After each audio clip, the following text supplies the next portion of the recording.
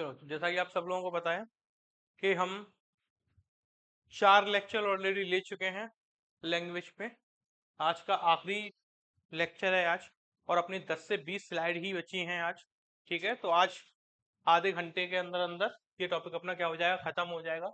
और फिर यूट्यूब पे एक तो part 1, part 2, part 3, part 4, part 5 करके ऐसे ये आ जाएगी, पूरी क्लासेस आ जाएंगी। और मैं बोल दूंगा सर को कि एक पूरा कंबाइन मैराथन करके 5 से 6 घंटे, जितने भी घंटे की बन रही है, वो पूरी क्लास आ जाए। ठीक है, ये मैंने पढ़ा दिया था लैंग्वेज।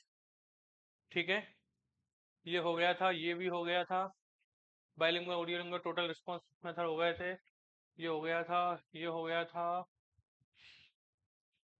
हाँ, यहाँ से पढ़ना है आज मुझे। चलिए, तो लास्ट क्लास में हम लोगों ने, या यूं कहें कि लास्ट क्लास तक हम लोग ने 6 टॉपिक कर लिए हैं। इस टॉपिक में मुझे आपको 10 से 11 टॉपिक पढ़ाने हैं, जिसमें 6 मेरे कंप्लीट करा दिए। और आज कौन सा है, 7 टॉपिक, बैरियर इन SLA। ठीक है, SLA का मतलब क्या होता है, सेकेंड लैंग्वेज एक्वाइजेशन। यानी कि जो दूसरी लैंग्वेज होती है, सेकेंड लैंग्वेज कौन सी होती है,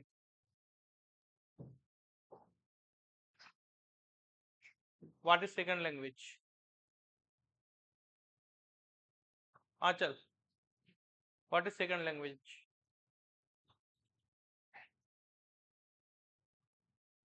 मदर टंग के अलावा जो दूसरी लैंग्वेज हम सीखना चाहें वो क्या कहलाती है, सेकेंड लैंग्वेज। ठीक है, तो देखिए, पेनफील्ड एंड लैंडवर्क।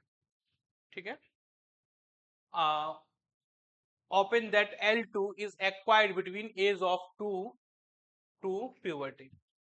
इन्होंने ऐसा कहा कि जब आप 2 साल के होते हैं, 2 साल के बाद जब तक आप प्यूबर्टी तक की एज तक नहीं पहुंच जाते, आप लोग सेकेंड लैंग्वेज को एक्वायर आराम से कर सकते हो। देखो, अगर अब हम लोग किसी सेकेंड लैंग्वेज को सीखना चाहें तो अब मुश्किल होगी, है ना, अब बहुत मुश्किल होगी, क्योंकि अब तो अपना पढ़ने में भी मन कम लगता है ना। अब जैसे मैं हूं तो मैं फिर भी लगा हूं पढ़ने में, पर मन उतना नहीं लगता है ना। अब जैसे रीजन सुनो, रीजन क्या है, रीजन उम्र नहीं है। मतलब रीजन एक उम्र भी होती है, दूसरी जॉब होती है। जब आप जॉब करते हो, जब आप पैसा कमाने लगते हो, उसके बाद पढ़ना बहुत मुश्किल होता है। अभी तुम लोगों के पास पूरा दिन खाली है, कोई काम नहीं है, सिर्फ पढ़ना काम है, तब तुम नहीं पढ़ते। जब जॉब वगैरह लग जाए, जब थक जाया करोगे, तो फिर उसके बाद पढ़ने में कहाँ से मन लगेगा। तो इन्होंने क्या कहा कि बचपन 2 साल की उम्र से लेकर प्यूबर्टी तक आप इसको आराम से सीख सकते हो। हालांकि अगर हम अपनी बात करें तो अपन लोगों को बहुत ज्यादा मुश्किल होगी L2 सीखने में।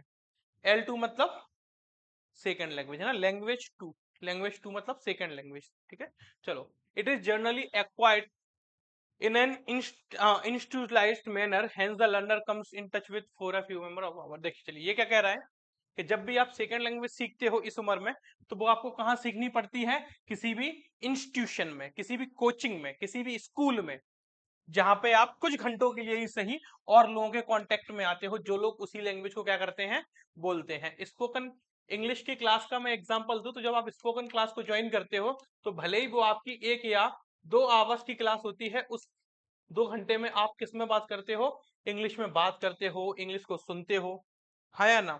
चलिए, because there are not many speakers in the L2, the learner finds difficult to habituate to. Yes, of course, क्योंकि हमें पता है, जैसे हम अपनी बात करें तो हमारे लिए सेकंड लैंग्वेज कौन सी है, इंग्लिश।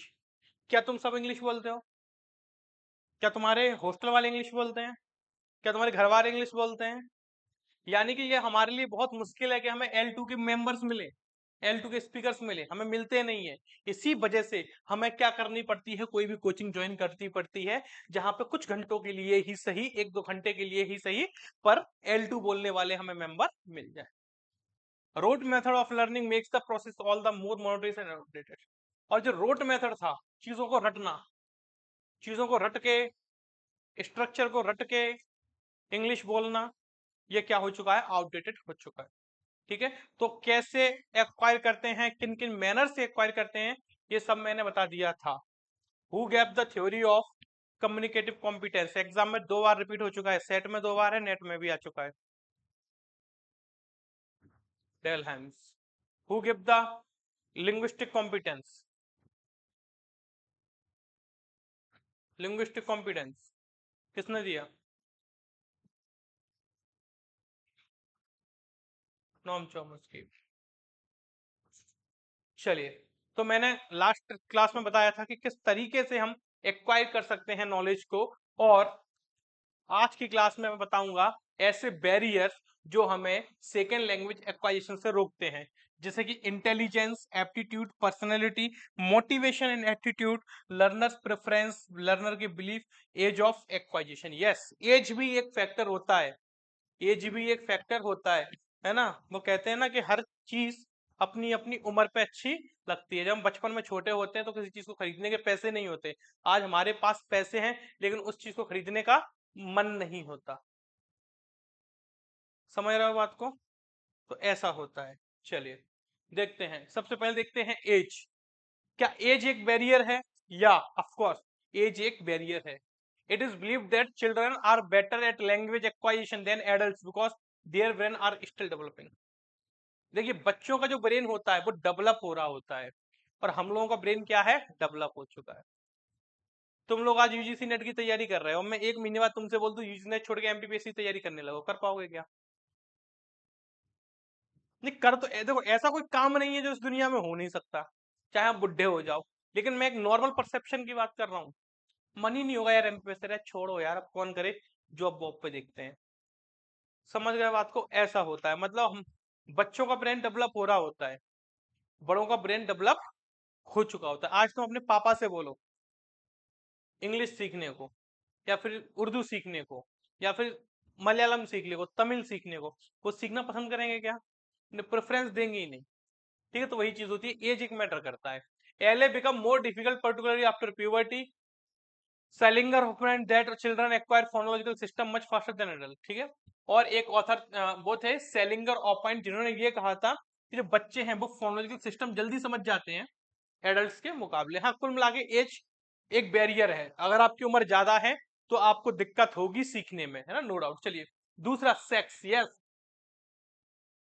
देखिए सेक्स क्या कहता है यहाँ पे, सेक्स कौन सा है, यहाँ पे सेक्स की बात की गई है, यानी कि जेंडर की बात की गई। जेंडर कितने होते हैं? दो। कौन कौन से? एक गर्ल्स और एक मेल या बॉयज। ठीक है, क्या अदर भी आते हैं, पर ऐसा कि नॉर्मल हम, नॉर्मल मतलब एक नॉर्मल परसेप्शन बोले ना तो दो मानते हैं हम। ठीक है, थर्ड जेंडर होता है। ठीक है, हमारे पास हमारे आसपास कितने ही थर्ड जेंडर वाले हैं? हमारे पास कितने ही थर्ड जेंडर वाले, ले देखिए जीरो। जब कभी बात, कितनी कितने लोगों से मिलती हो दिन में? किसी थर्ड जेंडर से मिलती हो दिन में? साल में कितनी बार मिलती हो? एक या दो बार, मुश्किल से। किसी किसी साल तो मिलते ही नहीं है। समझ रहे? तो अपन थर्ड जेंडर अपन उतना कंसिडर करते नहीं है, समझ रहे? क्योंकि अपन वहां पे ऐसे में रहते ही नहीं है, ऐसे माहौल में क्या करें। ठीक है, तो ये इन्होंने सही कहा है। तुम लोगों ने देखा होगा कि लड़का इंग्लिश सीख जाए पर फिर भी वो हिंदी में ही बात करता है, और लड़की गलती से इंग्लिश सीख जाए ना फिर वो हिंदी को छूती भी नहीं है ना। तो ऐसा ही इन्होंने कहा कि जो लड़कियां होती हैं वो सेकंड लैंग्वेज जल्दी सीखती हैं लड़कों के मुकाबले। देखो, कुछ चीज लड़कियों की अपनी स्पेसिफिक होती है, लड़कों की अपनी स्पेसिफिक होती है। रूम को साफ सजा कर रखना, ठीक है, किसी भी चीज पे चित्रकारी करना, पेंटिंग करना, ये सब लड़कियां अच्छी करती हैं, लड़के उतना अच्छे नहीं करते। अब तुम कहोगे सर बॉयज को वो क्या कर रहे हो, तो बॉयज भी करते हैं, पर मैं क्या बोल रहा हूँ, मैं एक नॉर्मल वे में बोल रहा हूँ, नॉर्मल वे में लड़कियां ही करती हैं। समझ गए बात को? चलिए, तो रमाकांत अग्निहोत्री किसने कहा? रमाकांत अग्निहोत्री ने कहा girls are better at L2 in order to compensate for their social subjection in particular social setup. मतलब ऐसा कि मेल डोमिनेट समाज में वो अपनी क्या बनाना चाहती हैं, पहचान बनाना चाहती हैं, जिस वजह से उनको क्या है कि L2 बहुत आसानी से और अच्छे से सीख लेती हैं।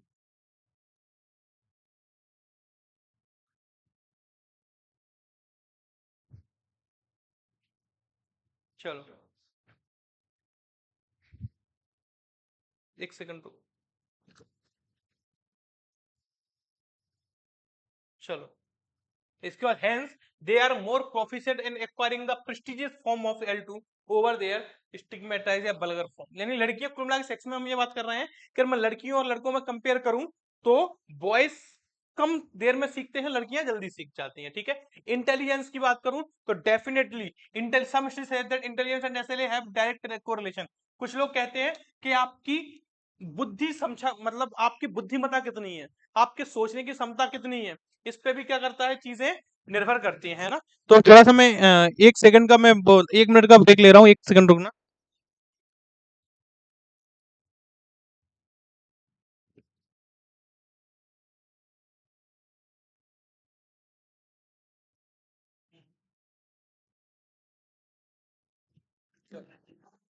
तो एप्टीट्यूड नेक, तो दो तरह के होते हैं एप्टीट्यूड नापने के। पहला होता है MLAT, modern language aptitude test, है ना।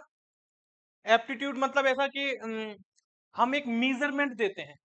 एप्टीट्यूड मतलब हम ऐसा कह सकते हैं कि जैसे मतलब मान लो मुझे चेक करना है कि तुम्हारे पास कितना नॉलेज है, तो मैं एक टेस्ट लेता हूं, मैं एक ऐसा मेजरमेंट लेके टेस्ट बनाता हूं कि अगर वो तुम सब फॉलो कर जाती हो तो मुझे समझ में आ जाएगा कि तुम कितनी अच्छी। ठीक है, जैसे हम अगर पेपर वन की बात करें तो पेपर वन का नाम क्या है, जनरल एप्टीट्यूड। इसका मतलब वो हमारा मेन सब्जेक्ट नहीं है, वो एग्जामिनर ये देखना चाह रहा है कि इंग्लिश का तो ये मेन सब्जेक्ट है ही, लेकिन क्या इंग्लिश के अलावा कैसे थोड़ा बहुत मैथ आता है, क्या थोड़ा बहुत जैसे कंप्यूटर का नॉलेज है, क्या थोड़ा बहुत जैसे अपने इतिहास का नॉलेज है, मतलब वो मेजरमेंट रखा हुआ है हमारे लिए। ठीक है, ये होता है एप्टीट्यूड। देखिए क्या कह रहा है, पहला है MLAT, इसको किसने दिया था, डेवलप्ड बाई कैरोल एंड सेपोन। ठीक है, phonemic coding ability, grammatical sensibility, inductive language learning ability, ठीक है, और रोट लर्निंग। यानी कि इसका कहना है कि इन चीजों में बच्चा कैसा है। अगर इन चीजों में बच्चा अच्छा है तो वो लैंग्वेज को जल्दी सीख सकता है। अगर बच्चा रटने में अच्छा है, तुम लोगों ने देखा होगा कुछ लोग रटने में बड़े अच्छे होते हैं, उन्हें आता कुछ नहीं है, तुम उनसे नॉलेज की बात करो, उन्हें कुछ नहीं आता, पर वो रटने में अच्छे हैं, तो मार्क्स वो तुमसे ज्यादा ले जाते हैं। ठीक है, इंडक्टिव लैंग्वेज लर्निंग एबिलिटी, यानी कि इंडक्टिव मैंने क्या बताया कि बच्चा चीजों को देख के, पैटर्न को देख के समझ सकता है कि नहीं समझ सकता। ग्रामेटिकल सेंसिबिलिटी, वो ग्रामर को कितना जानता है, तभी तो बच्चा बोलने के काबिल होगा। मुझे बताओ, बच्चा ग्रामर नहीं जानता है तो क्या बोल पाएगा, नहीं बोल पाएगा। और फोनेमिक कोडिंग एबिलिटी, फोनेमिक का मतलब होता है साउंड, जो अपन बोल रहे हैं, जो प्रोनाउंसिएशन है वो समझ में आ रहा है कि नहीं आ रहा। जनरली अगर हम अपनी बात करें तो अपन जब इंग्लिश के कुछ वर्ड्स पढ़ते हैं, जैसे मैं अभी लॉजिकल इंडियन लॉजिक की बात कर लूं, तो जो प्रोनाउंसिएशन मैं कर रहा हूं या आप कर रहे हो, क्या हम सही कर रहे हैं क्या, पता नहीं। हमको जैसा समझ आ रहा है हम वैसा समझ रहे हैं, पर जो एक्चुअल उसका स्पेशलाइज्ड व्यक्ति होता, वो क्या होता, उस चीज को दूसरे तरीके से प्रोनाउंस करता है ना, जो भी। ठीक है, चलो दूसरा टेस्ट था इनका PLAB, the Pimsleur language aptitude battery, developed by doctor Paul Pimsleur in 1966, intelligent verbal ability, pitch discrimination, order of language, study bilingualism, study habits, motivation, attitude and personality factor। इन्होंने सब कुछ ले लिया। अगर ये बच्चे में होंगे तो बच्चा क्या करेगा, सीखने की कोशिश करेगा। पर्सनैलिटी की बात करते हैं, सोशल बिहेवियर, बच्चा एक्सट्रोवर्ट है कि इंट्रोवर्ट है। इंट्रोवर्ट व्यक्ति क्या होता है, इंट्रोवर्ट व्यक्ति के अपने घाटे होते हैं, हाँ ना। अगर बच्चा बहुत ज्यादा इंट्रोवर्ट है तो वो चीजों को जल्दी नहीं सीख सकता, क्योंकि अगर उसको डाउट होगा भी तो वो शर्म के मारे पूछेगा ही नहीं। इसके बाद फ्लेक्सिबिलिटी, कितना फ्लेक्सिबल है, मतलब चीजों में किस तरह से ढाल सकता है कि नहीं ढाल सकता।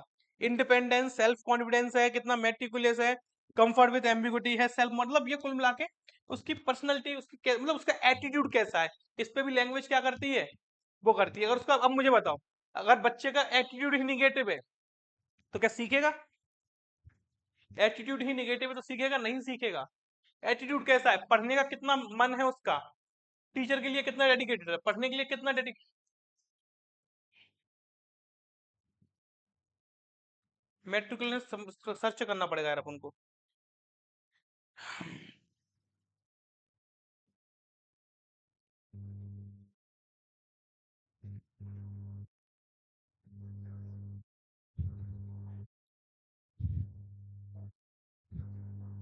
सूक्ष्म, मतलब चीजों को कितनी बारीकी से समझता है, समझ गया ना, चीजों को कितनी बारीकी से समझना चाहता है वो। और ये चीज आप लोग अपने आप पे भी अप्लाई कर सकते हो।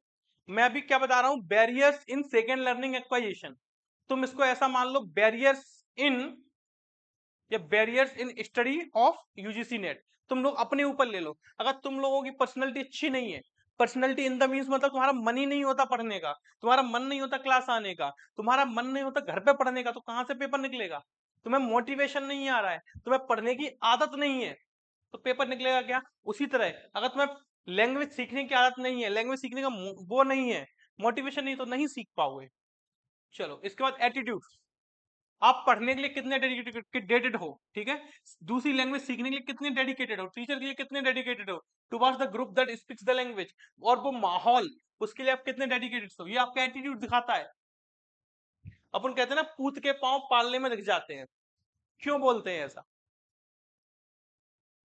पूत के पांव पालने में दिख जाते हैं, क्यों बोलते हैं? क्योंकि बच्चा या आदमी भविष्य में क्या बनेगा, वो उसके प्रेजेंट कर्मों से दिखता है।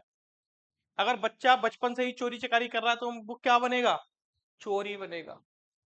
और बच्चा, अब जैसे तुम देखना, जैसे तुम, हालांकि तुम लोग तो मिले मिले नहीं होगे शायद, जितने भी पढ़ने वाले व्यक्ति रहते हैं, जो एक्चुअल पढ़ते हैं, 11 घंटे 12 घंटे 13 घंटे, उनसे जब आप बात करोगे, तो पढ़ने के अलावा कोई फालतू फालतू बात तो आपसे करेंगे ही नहीं।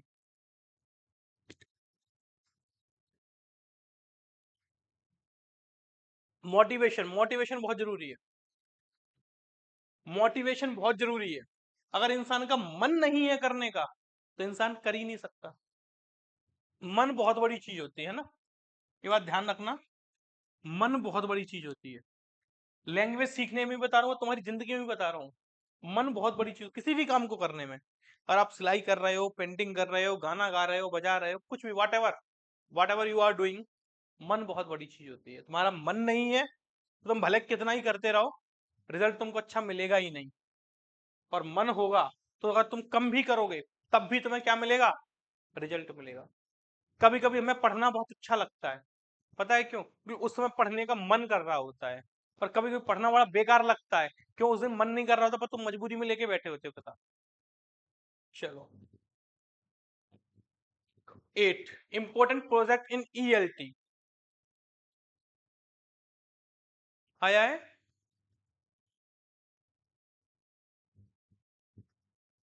हम्म मतलब जैसे अगर अपन एमपी सेट की बात करें ना, जिसमें लैंग्वेज का बहुत पोर्शन आया, उसमें बस जो लिंग्विस्टिक्स था ना, उसको हटा दो, तो बाकी क्वेश्चंस अपने बन जाते।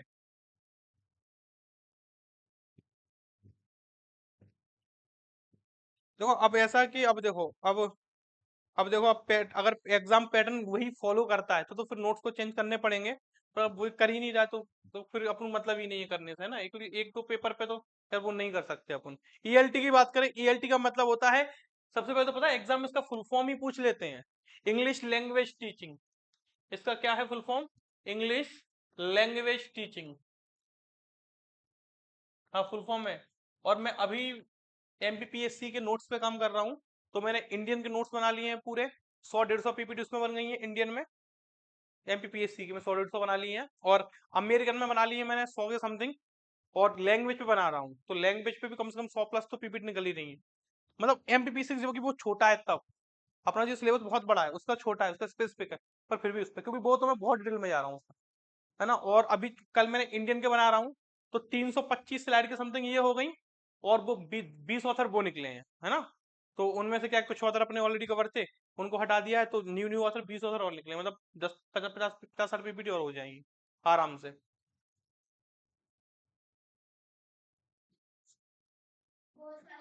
अब देखना तुम, जैसे तुम इंडियन की बात कर रही हो, 2021 की मैं बात करूं, इंडियन हिस्ट्री से क्वेश्चंस आते थे, इंडियन हिस्ट्री से क्वेश्चंस आते थे। लेकिन तुम जैसे 2022 से आओगी ना, 22 23 24, और यूजीसी नेट 25 में भी ले लो, हिस्ट्री से क्वेश्चन ही नहीं आए, सिर्फ इंडियन ऑथर से क्वेश्चन आए थे।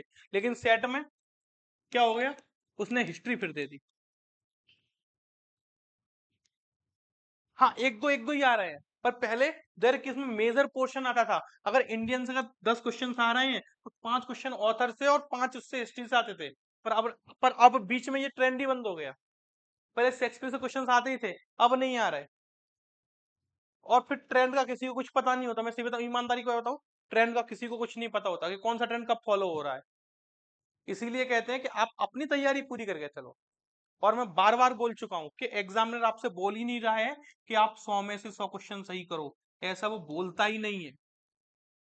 तुम्हें इतने करने का तुम्हारा सिलेक्शन हो जाए, बात खत्म। और एक चीज तुमने नोटिस और करी होगी, अगर पेपर 2 कभी भी अगर गलती से टफ हो जाता है ना, तो पेपर 1 सिंपल हो जाता है। ताकि तुम क्या करो, अगर पेपर टफ है तो पेपर 2 में नंबर क्या होंगे, गिरेंगे ही गिरेंगे। पेपर 1 तो सिंपल है ना, तो पेपर 1 में नंबर वहां पर खिंचते हैं। ये कॉम्बो फॉलो करना पड़ता है, एग्जाम तब निकलते हैं, ऐसे नंबर नहीं निकलते। समझ रहे हो बात को? और किसी का मान लो तुक्के से निकल भी जाता है, तो जब वो पेपर निकल जाए तो बाद में वो ये कबूल थोड़ा ना करेगा मेरे तुक्के से निकले था। क्योंकि निगेटिव मार्किंग है नहीं, तो तुक्के भी मैटर कर जाते हैं, यहाँ पे बहुत मैटर करते हैं। तो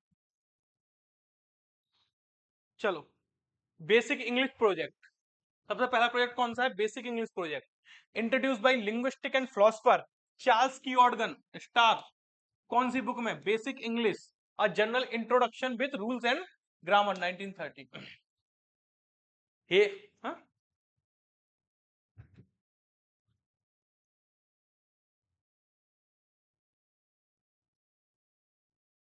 इसके बाद इसने यहाँ पे कितने वर्ड्स इंट्रोड्यूस करे? 850 वर्ड्स दिए। ठीक है, और ये आया है, ये कब आया है? हाँ हाँ हाँ, ओके, नाइस। 850 वर्ड थे, और ये वर्ड सिर्फ कैसे थे? सिर्फ रूट वर्ड थे, सिर्फ रूट वर्ड। रूट वर्ड जानते हो क्या होता है? हाँ हाँ, चल, what is root word?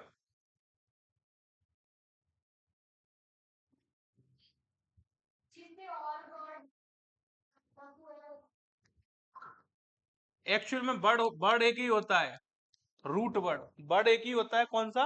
Root word. Root word का मतलब होता है जो फर्दर डिवाइड ना हो सके, जो फर्दर डिवाइड नहीं हो, जो डिवाइड नहीं होता।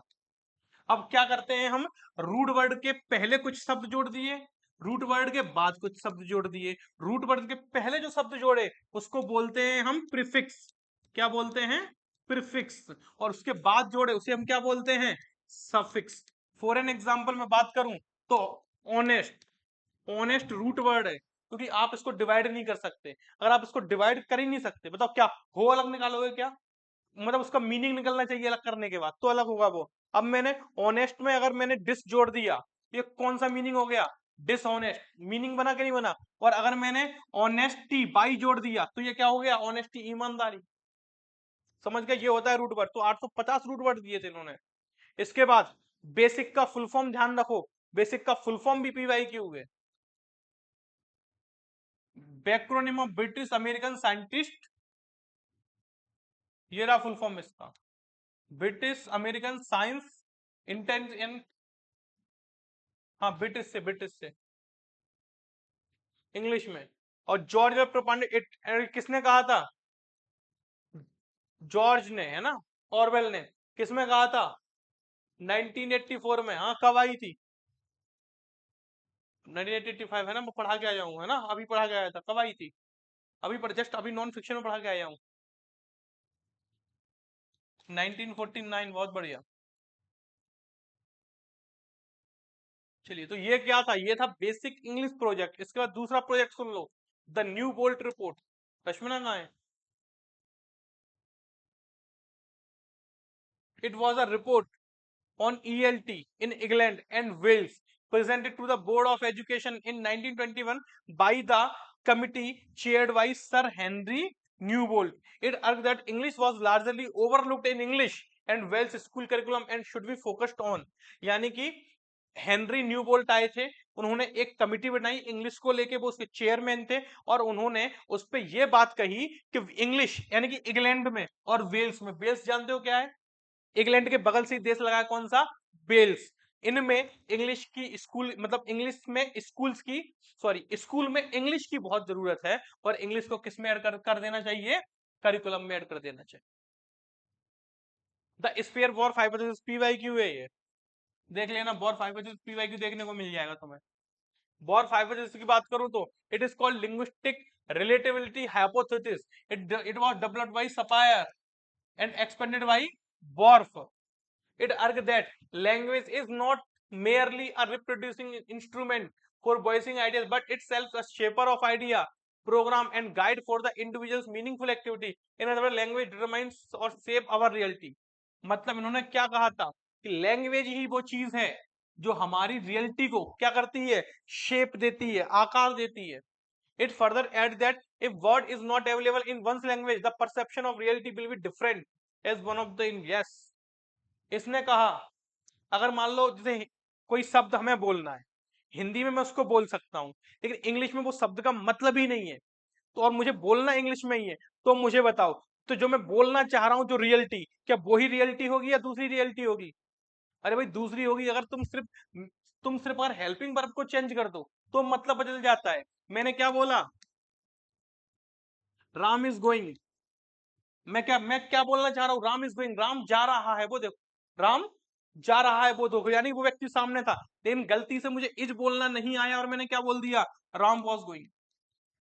अब मुझे बताओ रियलिटी बदल गई कि नहीं बदल गई? ये मेरी आंखों के सामने की रियलिटी है, ये आंखों के सामने की रियलिटी है जो फ्यूचर में जा रही है, जो कहां जा रही है, फ्यूचर में. लेकिन ये रियलिटी मेरी पास्ट में खत्म ही हो चुकी है. मात्र एक शब्द से रियलिटी में कितना डिफरेंस आ गया. तो ये बोलना चाह रहा है वो. इसीलिए बोलते हैं भाषा का नॉलेज होना चाहिए. आपको भाषा का नॉलेज नहीं है तो आप अपने थॉट को कैसे बयां करोगे? इसीलिए स्पीकर हर कोई नहीं बन सकता. तुम बोलते हो ना मंत्री तो कुछ भी अटपटांग बोलते, पर जो एक्चुअली में जो मंत्री होगा वो बहुत अच्छा वक्ता होगा. अटल बिहारी वाजपेयी बहुत अच्छे वक्ता थे, और अभी वो चड्ढा, क्या राघव चड्ढा, वो भी अच्छा ही बोल रहा है, पर बोल कुछ भी रहा है पता नहीं, वो उसका मैटर है. ठीक है, पर अच्छा बोल रहा है, मतलब एक दो क्लिप मैंने देखी है उसकी. अरविंद केजरीवाल अच्छा बोलता है, राहुल गांधी अच्छा नहीं बोलता. मोदी बहुत अच्छा बोलता है.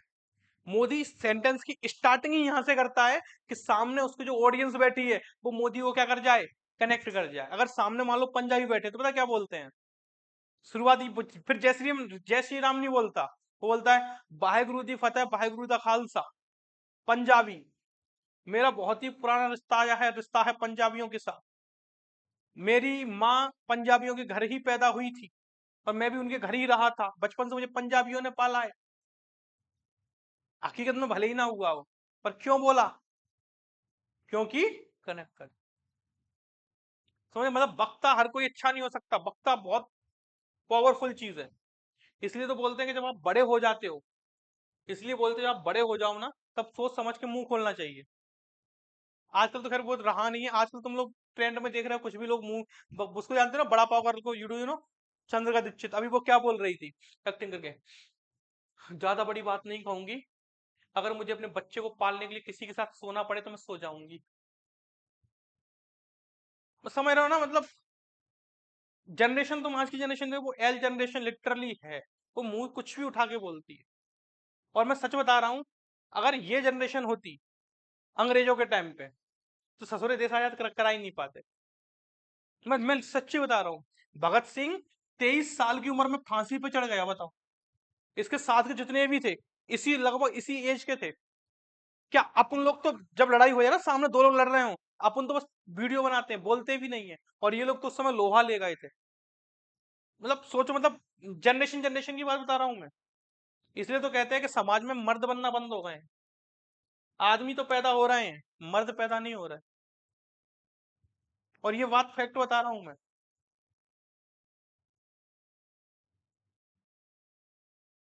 इसमें बहुत सबसे अच्छा Swami Vivekananda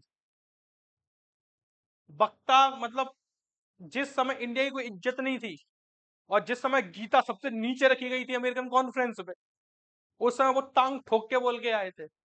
that is called वक्ता.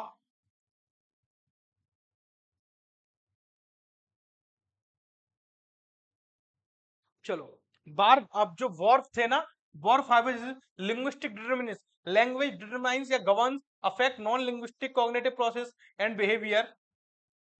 Linguistic related cognitive process and for different language और people who speak different language see the world differently. ये ऐसा बोल रहे हैं. पहले में वो ये बोल रहे हैं कि लैंग्वेज ही हमारी रियलिटी को क्या करती है, बताती है कि भाई हाँ ऐसे ऐसे हैं. और दूसरे में बोलते हैं लिंग्विस्टिक डेरिवेटिव में कि पीपल, कि लोग जिस तरह की भाषा बोलते हैं, लोग उस तरह का क्या है, सोचते हैं, और मैं कनेक्ट कर पा रहा हूं। समझो कैसे।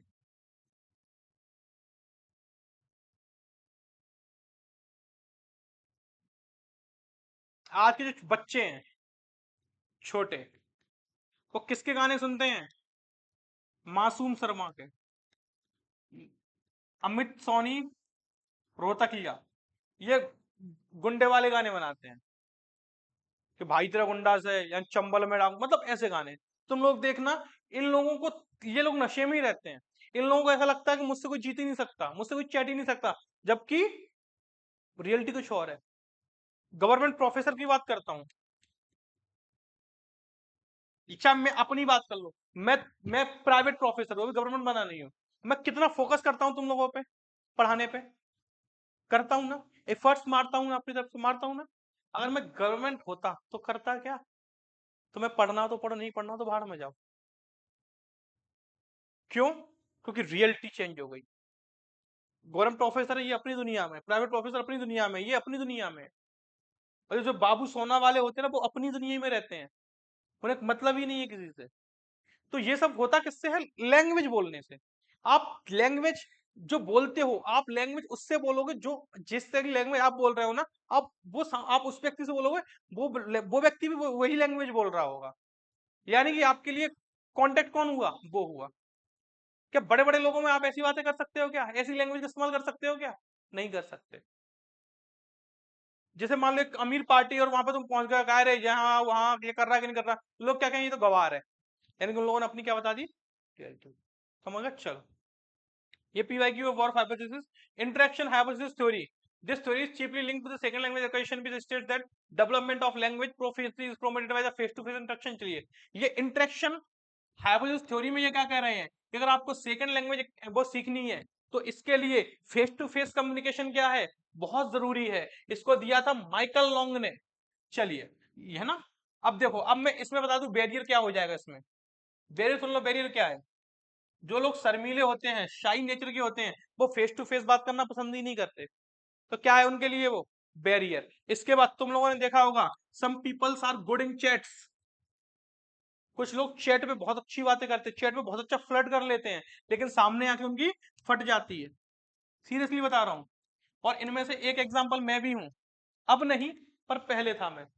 मैंने अपने जीवन में, सच बता रहा हूँ, 8th या 9th तक मैं बात करूं, सिर्फ 8th 9th तक बात करता हूँ, उसके बाद तो फिर मैं हरामी हो गया था। 9th तक की बात कर लेता हूँ। 9th में गर्लफ्रेंड थी क्या मेरी? नहीं,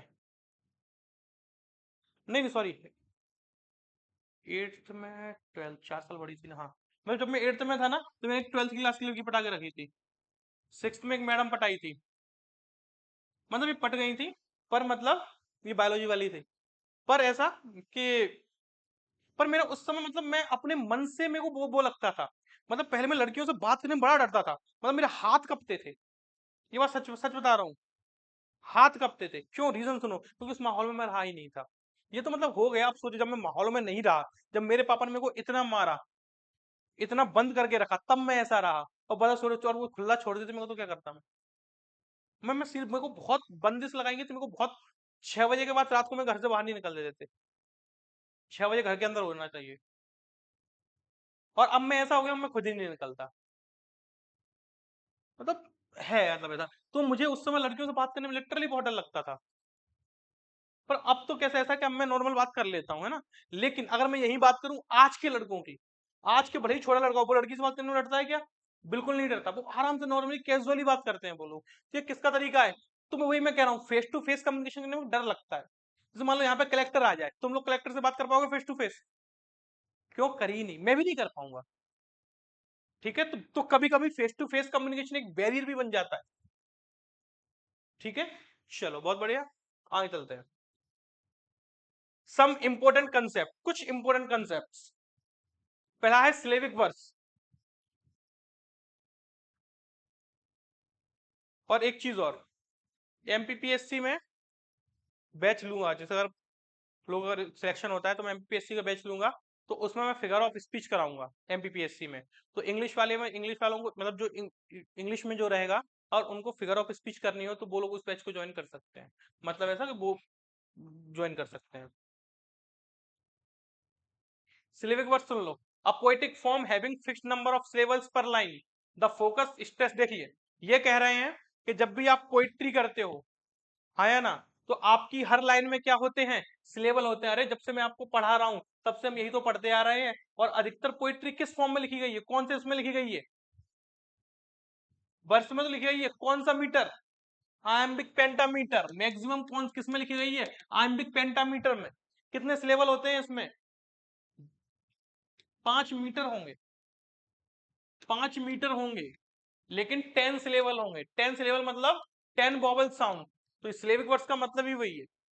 ठीक है, चलो इसके बाद फोनीम। इसके बाद अगला क्या है, फोनीम। फोनीम आप सब लोग जानते हो ना, एग्जाम में सेट में ही पूछा गया था अभी, है ना। स्टडी ऑफ साउंड क्या कहलाता है, स्टडी ऑफ साउंड क्या कहलाता है, फोनेटिक्स। फोनीम देख लो, the fundamental unit of phonology. Phonology की यूनिट क्या होती है, फोनीम। साउंड की यूनिट क्या होती है, फोनेटिक्स। ठीक है, ये मतलब है इनका पूरा एक ग्रुप ही है ना। All language can be broken down into simple sound unit और phoneme, especially perceptually distinct unit of sound that distinguishes of one word from another. Each language has fixed number of phoneme. English has 44, ठीक है, Hindi has 46 in their respective sound system। ठीक है, 44 sound होते हैं किसमें, English में, 46 किसमें होते हैं, हिंदी में। ये साउंड है आपके। ठीक है, एलोफोन, अरे इसी में तो पढ़ा के आया हूं मैं आपको। रुको,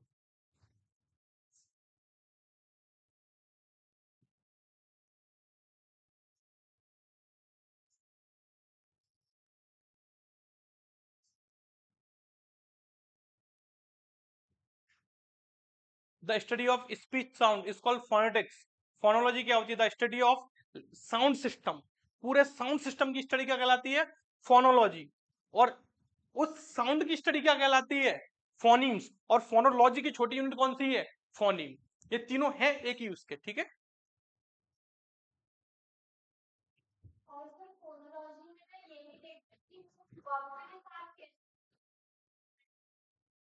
हाँ, speakers mind. Phonologist studies what sound contrast in one language but not other, what sound of language can can not occur one after the other, why words begin ST in English but not Spanish. मतलब ये वही क्या बोलते हैं, how do poets और writers song lyricist intuitively know how to match the rhythm of speech to the perfect rhythmic pattern of poetical music। मतलब ऐसा कि जो पूरा का पूरा जो साउंड सिस्टम है, उस सिस्टम की यूनिट हो गई फोनोलॉजी। ठीक है, और फोनोलॉजी की हो गई फोनीम। और उस पर्टिकुलर साउंड की, उस पर्टिकुलर साउंड पे काम करना है आपको, तो उसको हम क्या बोलते हैं, फोनेटिक्स।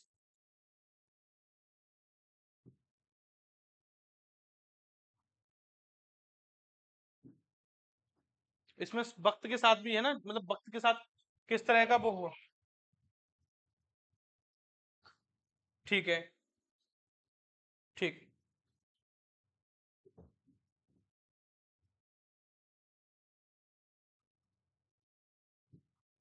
एलोफोन क्या होते हैं, Allophone, the linguistic non-significant variant of phoneme, is called anophone. R phoneme is used in रे and tray, but there are two allophone, है ना। अब जैसे देखो, अब जैसे मैं इसकी बात करूं,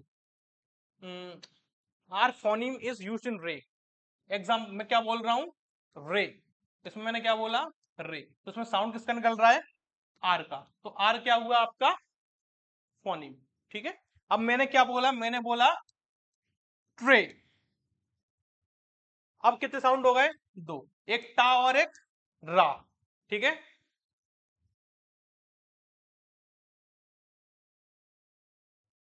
ठीक है। अब देखो, अब पता है, अब ये ना डेप्थ वाली स्टडी है। अब पता, अब इसमें सांसों पे भी बात कर रहे हैं। इसमें कह रहे हैं यार आप ट्रे बोल रहे हो, तो भाई ट्रे में आपको दो फोनीम दिखाई, दो एलोफोन दिखाई दिए। कौन कौन से, एक टा और एक रा। लेकिन पता है साउंड किसका आ रहा है, साउंड सिर्फ टा का आता है, ट्रे, ट्रे। यानी कि जो रा का साउंड है वो लोअर बेस में जाता है। समझ गया बात को, मतलब ये लिंग्विस्टिक है जो अपना दायरा नहीं है। ठीक है, सिलेबल क्या होते हैं,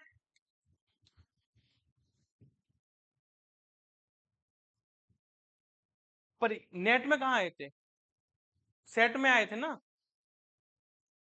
नेट में थे उससे पहले। पर बस बात वही तो है ना, अगर ऐसा पुकार फिर करना पड़ेगा इसको यार, लिंग्विस्टिक करना पड़ेगा। एक तो लिंग्विस्टिक टीचर भी तो नहीं है यार, कहाँ से पढ़े बात। तो मैं सच्ची बताऊं, जीएसीसी में, अटल बिहारी वाजपेयी कॉलेज में एक टीचर था, मात्र एक टीचर, सोचो किसका, लिंग्विस्टिक का, उसको भी नहीं आती थी, और वो पढ़ाता भी नहीं था। तो परफेक्ट कैसे, परफेक्ट है कि मतलब बढ़िया है कि मतलब काम चलाऊ, मतलब मैंने तो करी भी थी, उसको आता ही नहीं था, और कहने के वो लिंग्विस्टिक का स्पेशलिस्ट था।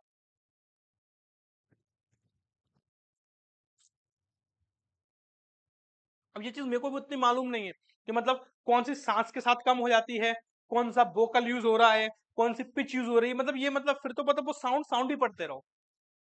ठीक है, जैसे मैंने तुमको बताया था एक दिन कि ये पढ़ रहा हूं मैं सी एच, मैं इसमें क्या पढ़ रहा हूँ, इस सी एच को मैं क्या पढ़ता हूँ, कि केमिस्ट्री पढ़ता हूँ ना। लेकिन वही मैं बात करूँ तो चिमनी लिख लो, यहां पर मैं किसका यूज कर रहा हूँ, चा का, वाई, और जबकि ये भी बोवल है और ये भी बोवल है, तो फिर क्या रीजन है। और इसके बाद भी एम है, इसके बाद भी एम है, इसके बाद भी आई, मतलब इसमें मतलब फिर वो, आप सोचो ना, देखो एक बात समझ लो, एक बात समझ लो, अगर मैं इंग्लिश लिटरेचर की बात करूं, और हम लोग किसके स्टूडेंट हैं, इंग्लिश लिटरेचर के, तो हमें मतलब है 26 अल्फाबेट से। लेकिन जो लिंग्विस्टिक वाले हैं उनको मतलब है इन 26 से कितने साउंड जनरेट होते हैं, 44, उन्हें इनसे मतलब। लिंग्विस्टिक सच में एक हार्ड पार्ट है इंग्लिश का। चलो, इसके बाद सिलेबल क्या होते हैं, वोवल, साउंड। मॉर्फिन क्या होते हैं, a minimal unit of language which either has meaning और ग्रामेटिकल फंक्शन, यानी कि जो मीनिंग होती है उसका सबसे छोटी यूनिट। ठीक है, जैसे मैं बात करूं डांसिंग की, तो डांस में कितने मॉर्फिन है, अब यही क्वेश्चंस वो आए होंगे, बट ये ब्रेक हो रहे हैं ना, तो ऐसे क्वेश्चंस आए होंगे। जैसे इसमें दो मॉर्फिन है, एक कौन सा, एक डांस और एक इंग। The word nationalisation has 4 morphine, कौन सा, नेशन, अल, आइस और सन। ये क्वेश्चंस आए होंगे, देखना, है ना। दो तरह के होते हैं, एक फ्री और एक बाउंड। फ्री कौन सा होता है, जिसका अपने खुद का मीनिंग होता है। फॉर एन एग्जांपल में डांस में कितने थे मेरे, दो, कौन सा, डांस और इंग। तो यहाँ पर डांस का खुद का मीनिंग है क्या, है, तो ये क्या है, फ्री मॉर्फिन।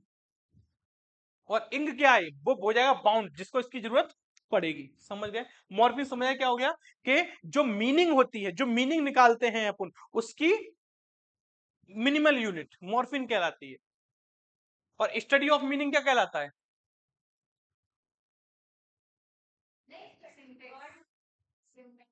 सिंटेक्स।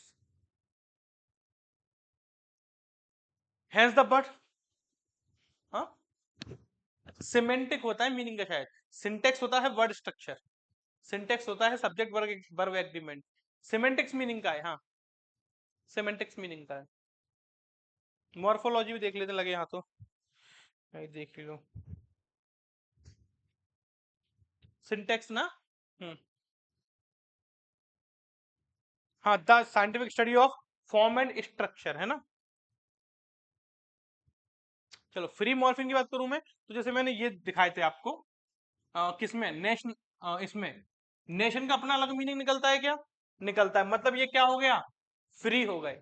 इनके अपने अपने मतलब है क्या, नहीं, मतलब के लिए उस पर डिपेंड है, कि तीनों क्या हो गए, बाउंड मॉर्फिन। तो ये लिखा है, एक फ्री मॉर्फिन है और क्या है, तीन बाउंड मॉर्फिन है। समझ गए, चलो इसके बाद फ्री मॉर्फिन, कौन से वाले, फ्री मॉर्फिन आगे चल के दो भागों में और बांटे गए। पहला लेक्सिकल और दूसरा functional. Ordinary nouns, adjective, verb, etc that carry content of the message, they are called open class of words, because now lexical morpheme are created every now and then. Functional conjunction, देखो सीधी बात ये कह लो कि जो actual content होता है, क्या होता है, एक्चुअल कंटेंट, वो होते हैं लेक्सिकल, और जो सिर्फ एडिंग का काम करते हैं वो क्या होते हैं, फंक्शनल। सर हम कैसे पहचानेंगे, तुम ऐसे पहचान लो, पार्ट्स ऑफ स्पीच कितने होते हैं, कितने होते हैं पार्ट्स ऑफ स्पीच, बताओ फटाफट जल्दी। अब पार्ट्स ऑफ स्पीच, सर ये किसका पार्ट है? ये ग्रामर का पार्ट है। पार्ट्स ऑफ स्पीच अपना इंग्लिश का लिटरेचर का नहीं है, ग्रामर का है। सर ग्रामर से लिंग्विस्टिक है क्या? वो लिंग्विस्टिक भी नहीं है, और हैं ये तीनों एक ही खून के, ये तीनों एक ही खून है। लिटरेचर बोल लो, लिंग्विस्टिक बोल लो, ग्रामर बोल लो, ठीक है। पार्ट्स ऑफ स्पीच कितने होते हैं? जबकि ग्रामर शुरू करोगे तो पहला ही चीजें पढ़ाई जाती है। कितने थे पार्ट्स ऑफ स्पीच? पता ही नहीं है, 8 होते हैं। नाउन, प्रोनाउन, एडजेक्टिव, एडवर्ब और वर्ब, इंटरजेक्शन, कंजक्शन, प्रपोजिशन। अगर ये 5 आ रहे हैं तो क्या होगा? वो आपका लेक्सिकल। और ये 3 आ रहे हैं तो वो क्या होंगे? आपका फंक्शनल, क्योंकि ये एडिंग का काम करते हैं, ठीक है। एग्जाम्पल सुन, एग्जाम्पल देख लो। जैसे मैंने ये कहा राम, तो राम क्या है? ये नाउन है। श्याम, ये भी क्या है? ये नाउन है, लेकिन मैंने बीच में लगा दिया एंड, तो एंड यहाँ पे क्या है? कंजंक्शन, जोड़ने का काम कर रहा है दो वर्डों को।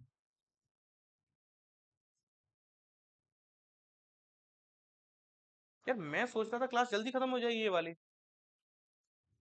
चलो 46 मिनट हो गए, आपको पता चला।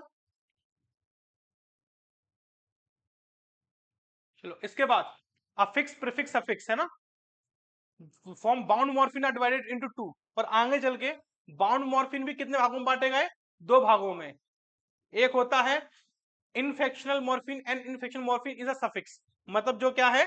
सफिक्स, जिसको हम कहां जोड़ते हैं? शुरुआत वर्ड के लास्ट में जोड़ते हैं। कहां जोड़ते हैं? वर्ड के लास्ट में, ठीक है। और derivational morpheme is an affix, we add a word और क्रिएट अ न्यू वर्ड और फॉर्म न्यू वर्ड, ठीक है। जैसे ये देखो, मतलब दो होते हैं, एक इनफेक्शनल, ठीक है, morpheme. Word to assign a particular property that words such as number, food or possession. However, inflection morphology can never change the grammatical category word. You can add inflection morphology bus verb noun adverb. For example, adding as to the plural verb run and makes the verb singular. जैसे कि इनफेक्शनल morphine इन्होंने कहा, जैसे मान लो आपकी कोई verb है, verb में आपने एस जोड़ दिया। जैसे मान लो वर्ब है आपकी रन, तो अभी ये सिंगुलर है कि प्लूरल है ये? है? और रन्स, अब मुझे बताओ कौन सी सिंगुलर है, कौन सी प्लूरल है? हैं? रन क्या है? और रन्स गलत, रन प्लूरल होती है, यही तो बात है। और रन सिंगुलर होती है, लेकिन ये वर्ब के साथ तो ऐसा होता है, और ये वर्ब के साथ होता है ऐसा उल्टा, और नाउन के साथ उल्टा होता है। नाउन में क्या होता है? अगर राम्स हो गया तो ये प्लूरल है, और राम है तो सिर्फ सिंगुलर है। समझ आ रहा है कि नहीं आ रहा? नहीं आ रहा होगा, पर समझ लो कैसा होता है, क्योंकि ये ग्रामर का पार्ट है ये। समझ गए? हाँ, क्योंकि वर्ब और प्लूरल फॉर्म में होती है, V1 जो होता है वो प्लूरल फॉर्म में ही होती है, और एस या ईएस हम उसको सिंगुलर बनाते हैं। कौन से सेंटेंस में या कौन से टेंस में हम ऐसे ईएस का इस्तेमाल करते हैं? एस या ईएस का किस, कहां इस्तेमाल करते हैं? कोई बताएगा मुझे? किस सेंटेंस में, किस टेंस में?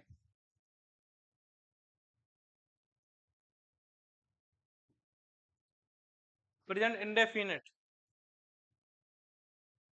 ठीक, मतलब ये वर्ब का पार्ट है, मतलब तुम आगे ऐसा मान लो, ठीक है। और चलो, और डेरिवेशनल मॉर्फिन होते हैं अफिक्स वाले। अफिक्स का मतलब होता है दोनों, प्रीफिक्स एंड सफिक्स, यानी कि हम किसी वर्ड में जोड़ते हैं, किसी पूरे हम जिनको वर्ड्स में जोड़े मीनिंग क्रिएट करने के लिए। किसके लिए? मीनिंग क्रिएट करने के लिए, है ना, हमें नई meaning create, new form of word.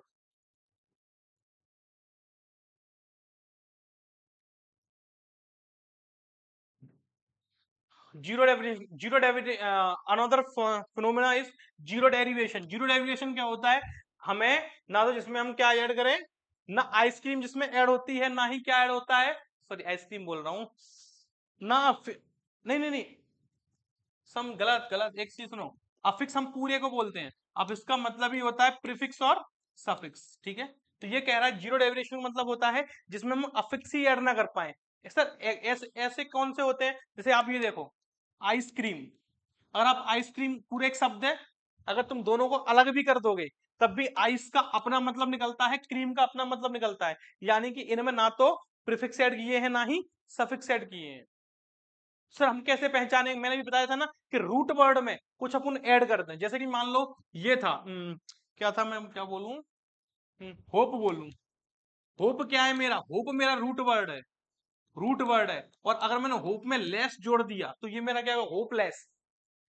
तो ये सफिक्स ऐड कर दिया अपन ने, और मैं इसको हटा दूंगा तो लेस का ये वो है, लेकिन आइसक्रीम अपने आप में पूरे के पूरे दो वर्ड है, यानी कि ये होता है जीरो डेरिवेशन है, इसमें कुछ ऐड नहीं होता। ठीक है, चलो।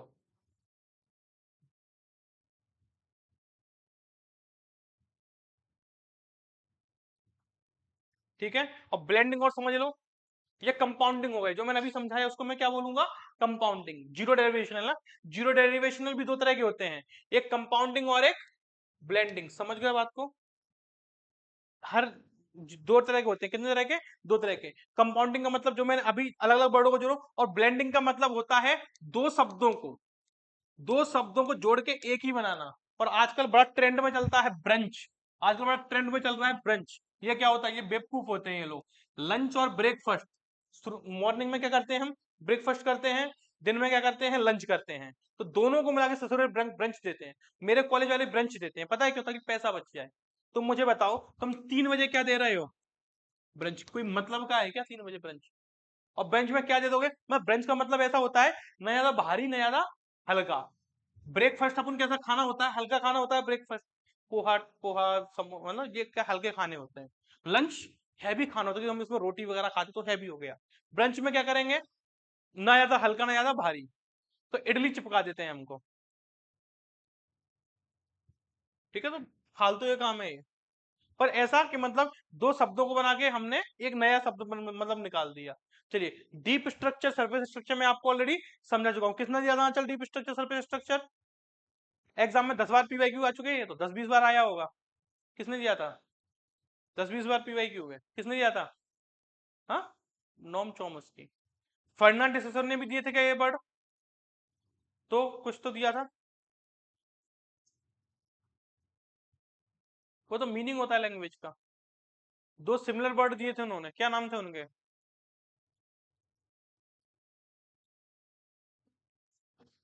Lang and payroll. लैंग का मतलब होता है कॉन्फिडेंस, कॉन्फिडेंस, और पेरोल का मतलब क्या होता है, परफॉर्मेंस। ठीक है, और उसी कॉम्पिटेंस परफॉर्मेंस के अंदर इन्होंने दो स्ट्रक्चर दिए थे, एक डीप स्ट्रक्चर और एक सरफेस स्ट्रक्चर। अगर तुम ऊपर ऊपर से मीनिंग देख रहे हो तो वो क्या है, सरफेस स्ट्रक्चर, और तुम अंदर जा रहे हो तो वो क्या है, डीप स्ट्रक्चर। ये क्वेश्चन एमपी सेट में भी आया था कि इनमें से डीप स्ट्रक्चर क्या है। जैसे फॉर एन एग्जाम्पल, एग्जाम्पल की मैं बात करूं, एग्जाम्पल की मैं बात करूं,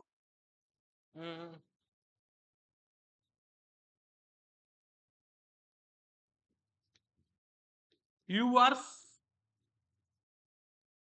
यू आर सैड, तुम दुखी हो।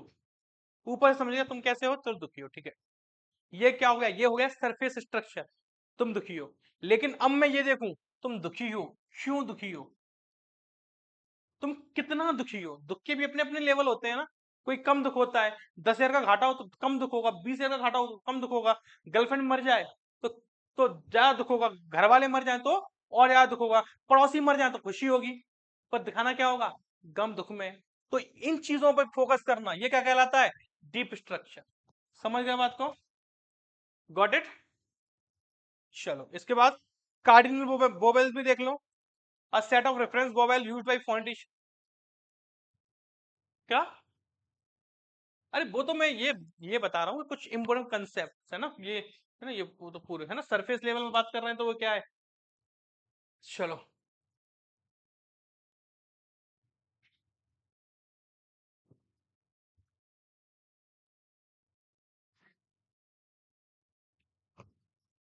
cardinal vowel, a set of references vowel used by phonetician in describing the sound of language. They are classified based on their position in mouth, extreme front, back and top bottom shape of। देखो, cardinal vowel ये वो बात कर रहे हैं, जैसे आप मुंह कितना खोल रहे हो, आप बहुत ज्यादा मुंह खोलते हो या आप कम खोलते हो, समझ लो लिप्स आप कितने खोल पा रहे हो। ठीक है, आपके लिप्स गोल हो रहे हैं, जैसे मैंने गोल बोला तो मेरे गोल पे मेरे लिप्स कैसे हो गए, गोल। ठीक है, तू मतलब, है ना, समझो। तो इस चीज की स्टडी हम, तो ये कैसे होते हैं, कार्डिनल वोवेल। ठीक है, इनका श्रेय किसको देते हैं हम, एलिस एंड वेल को। और इसको सिस्टमाइज किसने करा था, डेनियल जॉन्स। चलो, चलो, कार्डिनल वोवेल कितने होते हैं, 3 होते हैं, आई ए U have articulatory definition. The vowel I is produced with the tongue as part toward at high. मतलब ये पूरा लिंग्विस्टिक का पार्ट है। मतलब जब I प्रोड्यूस होता है तो हमारी जीभ टच ही नहीं करती। आई जीभ टच कर रही है क्या? नहीं कर रही। किसी में जीभ घूम जाती है। ये पूरा लिंग्विस्टिक का पार्ट है। हाँ, ए यू जीभ टच ही नहीं हो रही, जीभ टच ही नहीं हो रही मेरी। भूरा। और जैसे यू, मेरे होठ भी टच नहीं हुए। यू ए, देखो ध्यान से, मैंने क्या बोला? यू, मेरे होठ टच हुए क्या? बोल के दिखाओ। होठ टच हुए क्या? ए बोल के दिखाओ। होठ टच हुए क्या? भूरा बोल के दिखाओ। भू भूरा। मतलब इसमें मुंह थोड़ा खुला फिर और खुल गया। भूरा। सौ नल, मतलब खुलने से शुरू हुआ, बंद हो गए। पलक, नहीं बंद हो रहे। आंचल। राहुल, तो राहुल, समझ गए? मतलब तो लिंग्विस्टिक वाले इन हर चीज पे फोकस देते हैं कि कौन सी सांस पे कौन सा वर्ड निकल रहा है, होठ टच हो रहे हैं क्या नहीं हो रहा है, लिप्स टच हो रहे हैं क्या नहीं हो रहा है। ठीक है। और क्या कह रहा है? यू, जब भी आप यू बोलोगे तो आपकी जो जीभ है वो कितनी दूर तक या कितना माउथ खुल सकता है वो यू बताता है। यू, है ना? चलो, language is in is use. Language कहाँ यूज होती है? यहां से भी क्वेश्चन आते हैं, स्टार लगा लेना बाकायदा। देखो, मैंने भी क्या, मैं पढ़ा चुका हूं, हालांकि मैंने बोला था कॉम्पिटेंस क्या होता है। What is competence? What is competence? Knowledge of language, knowledge of language, knowledge of rules, knowledge of grammar. मतलब आप जो पूरा का पूरा लैंग्वेज है उसका नॉलेज क्या कहलाता है? कॉम्पिटेंस कहता है। ये नोम चोम्स्की ने दिया था। और सेम फर्डिनांड ने कौन सा नाम दिया था? फर्डिनांड ने लैंग दिया था। और अभी हमें जो नॉलेज हुआ लैंग्वेज का, उसको मैं किस तरह से बोल पा रहा हूँ, किस तरह से यूज कर रहा हूँ, वो क्या कहलाता है? परफॉर्मेंस। लैंग्वेज ने किस नाम, वो फर्डिनांड ने किस नाम से दिया था? पेरोल नाम से दिया था। ये भी है था ना, पेरोल भी था। अच्छा, ये भी आया है क्या? ओके नाइस, चलो फिर। ये तो हालांकि मैंने पिछली बार भी करवाया था। ठीक है, अब इसके बाद एक Einar Haugen 1960 propose 4 stages of stylism of language: selection, codification, elaboration of function और एक्सेप्टेंस। मतलब इन्होंने कहा था कि लैंग्वेज जब भी हम बोल रहे हैं, स्टैंडर्ड लैंग्वेज बोल रहे हैं, तो उस समय हमें क्या करना चाहिए? सिलेक्शन। जब भी आप स्टैंडर्ड इंग्लिश बोल रहे हैं, इसका मतलब आपकी चॉइस ऑफ वर्ड कैसी होनी चाहिए? शानदार होनी चाहिए ना। छोटे मोटे वर्ड से काम नहीं चलता। आजकल तुम देख रहे हो, आजकल कॉलेजों में टीचर नहीं बोलते। अपन लोग क्या है? अपन लोग टीचर है क्या? पर एक्चुअली में बात करो, टीचर का मतलब क्या होता है? जो पढ़ाता है। क्या हम पढ़ाते नहीं है? तो हम टीचर तो हुए, लेकिन कोई टीचर बोलता है क्या हमें? क्या बोलते हैं? प्रोफेसर। और आजकल तो कॉलेज में प्रोफेसर बोलना ही बंद कर दिया। पता क्या बोलते हैं? फैकल्टी। क्या बोलते हैं? फैकल्टी। क्यों? क्यों बोलने में बड़ा अच्छा लगता है, फैकल्टी मेंबर्स। समझ गए बात को? Standard language. चलो, आइडोलेक्ट डाल दो पीवाईक्यू। पीवाईक्यू डालो। आइडोलेक्ट है, बर्नार्ड ब्लॉच ने दिया है। Greek word idio meaning personal and lect meaning the variation of language, hence idio refer to the unique dialect of individual. It is person. देखो, ये है यूनिक डायलेक्ट ऑफ इंडिविजुअल, किसी भी व्यक्ति का, उसका पर्सनली उसके बोलने का तरीका, यूनिक डायलेक्ट।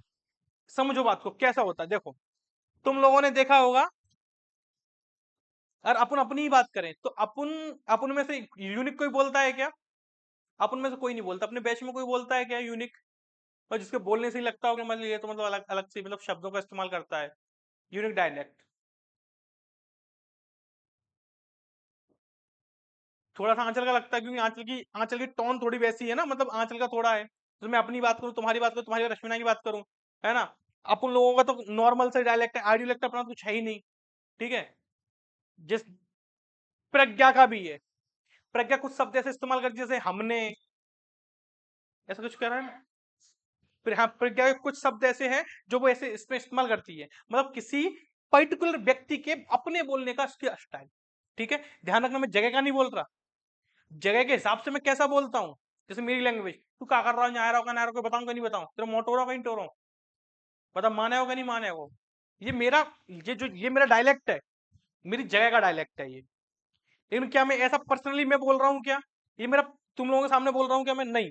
यानी कि हम कभी भी कहीं भी बोले, हम उसी टोन में बात करें। जैसे आलिया भट्ट, सॉरी आलिया भट्ट नहीं, आर्यभट्ट नहीं, वो, अरे वो मेरी फेवरेट, मतलब वन ऑफ द फेवरेट अच्छी है।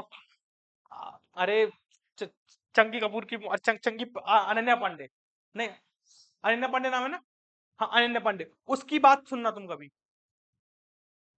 ओ जैसे टांग देखना, वो उसका कंगना रनौत का, कंगना रनौत की भाषा देखना, उसकी भी अलग ही है, उसका भी अपना अलग अलग है। ठीक है, और किसकी है?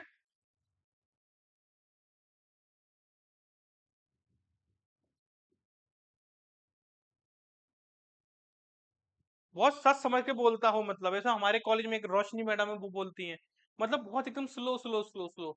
ठीक है, चलो, ये होता है आइडियोलेक्ट। डायलेक्ट क्या होता है समझो।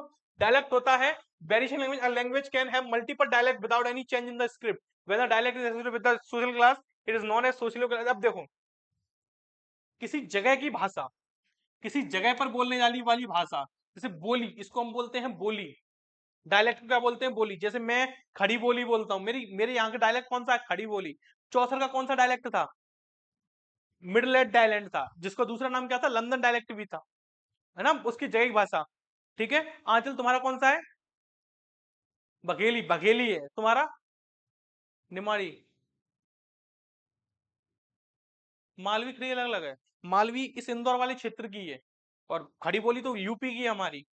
कृष्ण कृष्ण कृष्ण कृष्ण कृष्ण राम वगैरह की जो बोली थी ना, ये खड़ी बोली थी। इतना बुरा बोलते थे क्या वो? कि तुम्हारी मालवी यहाँ की है ना। चलो, अब यही डायलेक्ट अगर मैं समाज में यूज कर रहा हूं, तो वो मेरा क्या हो जाएगा? सोशियोलेक्ट। अगर मैं धर्म में यूज कर रहा हूं, तो वो क्या हो जाएगा? रेजियोलेक्ट या टोपोलेक्ट। समझ गया बात को? चलो, इसके बाद रजिस्टर की बात करूं।